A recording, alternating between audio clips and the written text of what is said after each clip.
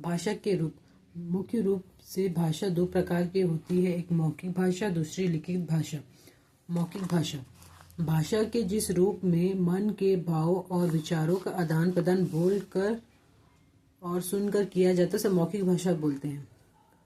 अपन जिस भाषा से अपन अपने भावों को बताते हैं आगे वाले इंसान को, उसको बोला जाता है मौखिक भाषा। जैसे कि उदाहरण के लिए, पिता ने पुत्र से कहा, बहुत सो गए, अब उठ जाओ। इसमें क्या वो मुंह से बोल रहे हैं, अपने किसको बोल रहे हैं, वो अपने पुत्र को बोल रहे हैं। पिता किसको बोल रहे हैं, अपने पुत्र को बोल रहे हैं। पिता और पुत्र के बीच बातचीत भाषा का मौखिक रूप है। मौखिक भाषा स्थायी नहीं होती, समय के अंतराल के साथ भाषा में मौखिक रूप में परिवर्तन आ जाता है। इसे कथित भाषा भी कहते हैं। मौखिक भाषा को क्या कहते हैं, कथित भाषा भी कहते हैं। पहला, यह भाषा का मौलिक रूप है। यह भाषा का मौलिक रूप है। दूसरा, मनुष्य ने पहले बोलना सीखा। तीसरा, भाषा के इस रूप का प्रयोग अधिक होता है।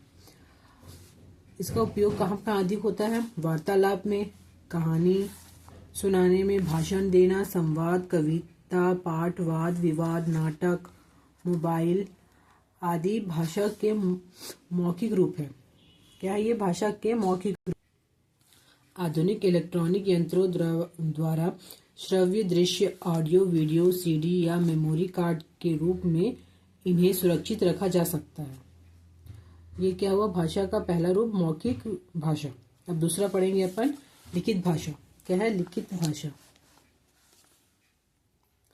लिखित भाषा भाषा के जिस रूप से मन के भावों और विचारों का आदान प्रदान लिखकर और पढ़कर किया जाता है उसे लिखित भाषा कहते हैं। भाषा का लिखित रूप स्थायी होता है। इस पुस्तक में आप जो कुछ पढ़ रहे हैं ये वह लिखित रूप है। भाषा का क्या है, ये लिखित रूप है। एक एग्जाम्पल में एक दिया है, अपन लिखित भाषा का अधिकतम उपयोग कहाँ करते हैं, बुक में देखते हैं और एप्लीकेशन लिखने में इसका उपयोग किया जाता है। किसी से अपनी बात को बताने के लिए किया जाता है। अर्जी लगाने के लिए लिखित भाषा का अधिकतर उपयोग किया जाता है।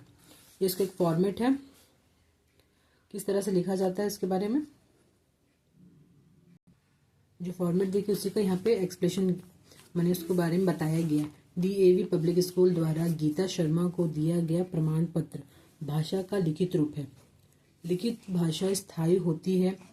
पुस्तकें, समाचार पत्र, दुकान के नाम, पट्टा, पत्रिकाएं आदि जो कुछ भी छपे जाते हैं वह भाषा लिखित रूप में होती है। पहला, लिखित भाषा का नाम मौखिक भाषा के बहुत समय बाद होता है। मौखिक भाषा के बहुत समय बाद होता है लिखित भाषा का उपयोग। दूसरा है, भाषा के 4 कौशल है। पहला, बोलना, सुनना, लिखना, पढ़ना। भाषा के 4 कौशल क्या है, बोलना, सुनना, लिखना, पढ़ना।